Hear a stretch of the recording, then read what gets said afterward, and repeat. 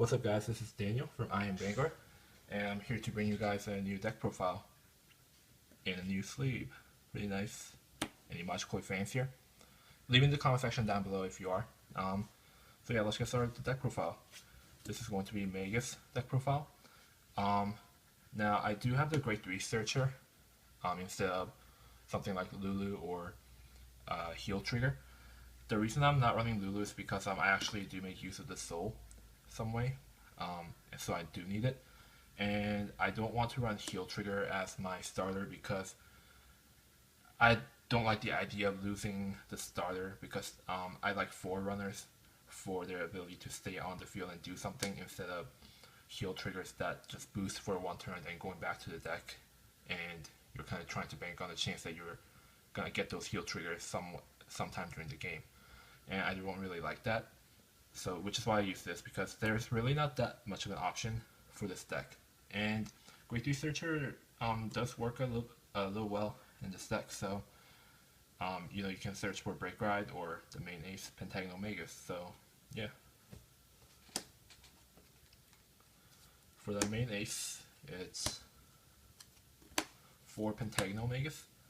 Her limit break is that when she attacks the Vanguard, you get to guess the top card, and if you get it right, then she gets a +5 and +5k and a +1 crit. So basically, you're turning your top card into a preemptive critical trigger, pretty much.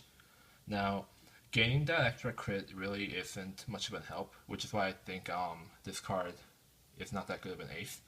But because you know, at that late game, your opponent is going to be guarding all your Vanguard attacks anyway, in fear of you getting crits, so the extra critical kind of becomes moot during the late game. But the +5k games does become handy, because if they don't have a perfect guard, then they have to guard for more. And her general skill itself just synergizes well with the deck as a whole, so she's not that bad of an ace. And her second ability is a special counterblast to Magus to gain +5k. So she's the only card that makes use of Magus in the damage zone and a special counterblast. So you don't really have to worry too much about running non-Legion in this deck. So yeah. For the Break Ride, for Hexagonal Magus, she is a really nifty Break Ride that OTT got. You gain the standard +10k, and when you Break Ride, you get to see top 3 cards of your deck. You add one of those to your hand and rearrange the remaining 2 cards into any order you like on top of the deck. Now you can already see that this card works really well with Pentagonal. You not only get to add to your hand the card you want to use during that turn, you also get to stack any triggers that you check with those top 3 card check. So you can just Break Ride a copy of herself on top of her and just keep pressuring your opponent if you happen to have critical triggers during your check. And even if you don't, your opponent is going to be on guard for what's coming, what you checked with those top 3 cards, because you can also potentially trick your opponent into thinking that you didn't check any triggers, because if you only checked one trigger, then you can put non-trigger card on top of it, so that you can use Pentagonal's ability to check it. You get the preemptive critical trigger, and then you check the second trigger, which turns out to be a trigger. So your opponent, it kind of plays a bit of a mind game on your opponent, whether they should guard for the to the path or not, or if they want to, bank on the fact that you're not going to get a trigger at all. So it's a really nifty Break Ride. I really like her. Then we have my personal favorite from this deck, for Stellar Magus. Her skill is when she attacks the Vanguard, it doesn't have to hit, just when it attacks the Vanguard, you can guess the top, or you counterblast 1, and you guess the top card. If you get it right, then you get to add it to your hand. If you get it wrong, then you unflip 1 card in your damage zone. She pretty much acts as a guesser for this deck. What happens is that you put one of her in one rearguard lane and another guesser on another rearguard lane, so that if you guess wrong with one column, then you can guess right with another column. That's pretty much how this deck works. So you are pretty much guaranteed to +1 every time you use her effect if you do have the right setup. So, and even if you do get it wrong, you're really not losing anything from it because you get to unflip the damage you counterblasted. So you can potentially, I guess, unflip a Magus card, so you can use it for Pentagonal Magus later on during the game, I guess. So, yeah, she's a really good card, which is why I like her. Then we have 3 Core Magus, the 12k attacker. I would normally run 4 of her in any deck that requires Legion, or any deck that has a Legion actually. But for this deck, I had a bit of trouble in my grade 2 lineup, especially because it has a really tight grade 2 lineup, because there's so much I want to add to the deck, but 3's still working just as fine.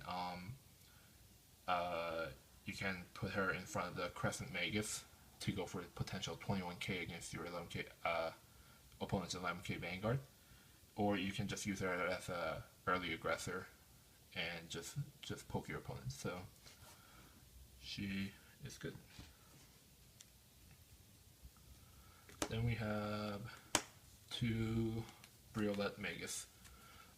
She also acts as a guesser, but the reason that I only run 2 of her is that, well, I personally don't think that she's that good of a card compared to what Stellar Magus can do. Well, first off, what Briolette does is that she Soul Blasts 1 when she's in the rearguard circle. You draw 1 card and you put herself on top of the deck. So you guys can already see your opponent pretty much will know what's coming. So it's not a good idea to use this, especially early game, because that's when you can just they can early guard you, because they know that you're not gonna check any triggers. So it acts as more of a backup. You guys probably have seen a lot of other Magus deck profile, but well, if you haven't, then she is not to be used as a main guesser for this deck. She is supposed to be used if you don't have Stellar or Crescent Magus on the field, and you really could use the guess to make use of Pentagonal's ability. But yeah, she's still good, just not as useful as Stellar is, so that's why I run 2. Then we have 2 Silent Tom, because Silent Tom is just too good of a rearguard to pass up on any OTT deck, really. Especially in a deck like this, where you're kind of manipulating those triggers in your favor. So he can make use of those crits that you checked with the Hexagonal Magus or other guessers. So then we have for 10k attacker, don't remember her name. Is it Lepis or Ripis? But she's a 10k attacker. She's good.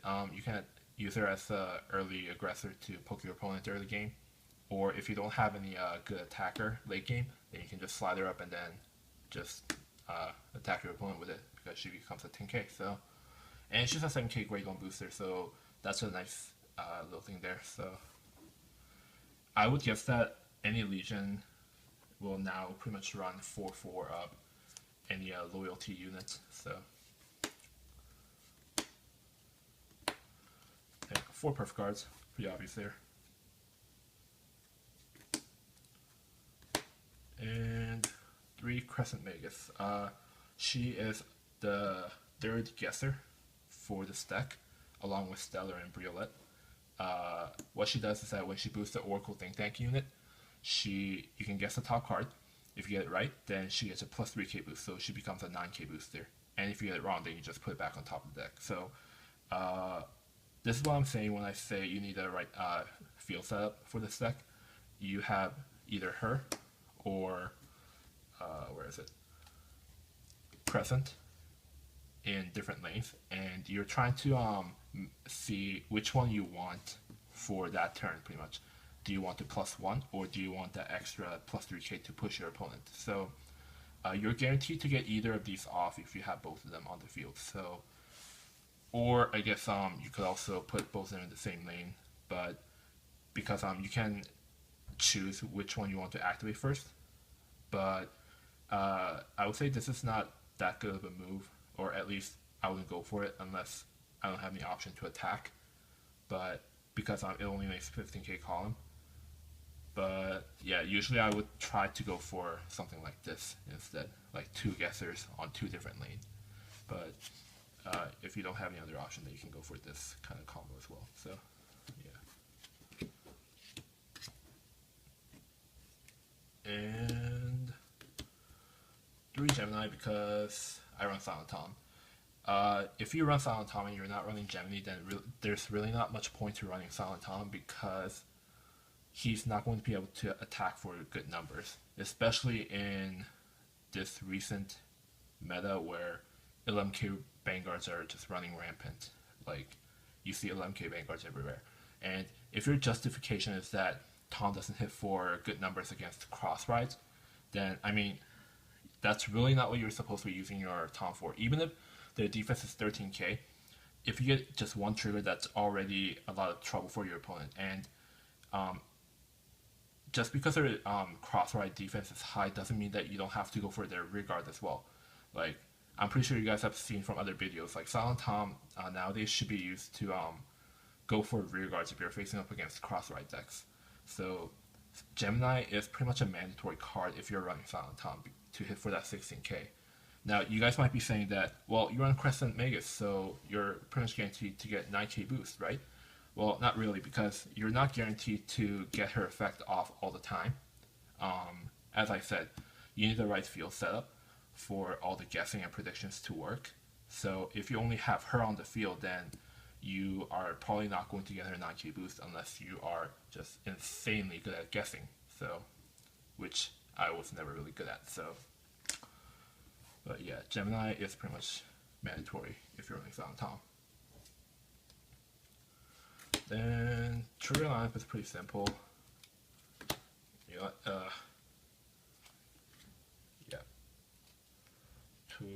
12 crits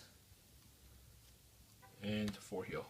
I've seen some builds that go for 8 crit 4 draw, and I am considering that option as well. But 12 crit is personally something that I kind of enjoy because even though I guess people call it sacky, I guess, but it's still a really good trigger lineup because it scares your opponent, and it just puts your opponent on guard, like wary of your double crits, potential double crits, and especially for this deck where you can pretty much manipulate those triggers to your advantage, especially with Hexagonal Magus. 12 crits has been working pretty well. I mean, you break right, and then if you happen to check 2 critical triggers, then you're pretty much guaranteed to get double crits. So it's really fun doing that. And I mean, who doesn't love getting double crit on their drive check? I mean, you may hate getting double crit, but I'm pretty sure everyone loves it when they get it. So, and yeah, that's pretty much the deck profile. I'm really glad that Bushiroad decided to go back to this theme for OTT. You know, it's been pretty much their thing ever since Amaterasu and Tsukuyomi came out early on, but some other OTT is now becoming more known for some other decks like Soulless or Battle Sisters, which they're also still good decks, but I'm glad that they went back to this theme, you know, because Oracle think tank, guys. Oracle prediction, divination is supposed to be what they do. So I would be really happy if Bushiroad decide to give these more support in the future, because it's a really fun deck. It's not, I wouldn't say it's competitive, but it's still really enjoyable. Just guessing, predicting, and then gaining advantage for it is really fun. and I'm really enjoying playing this deck at the moment. So yeah guys, that's the deck profile for the Magus. That match will be up soon. And this is Daniel from I Am Vanguard checking out. In your victory, I Am Vanguard.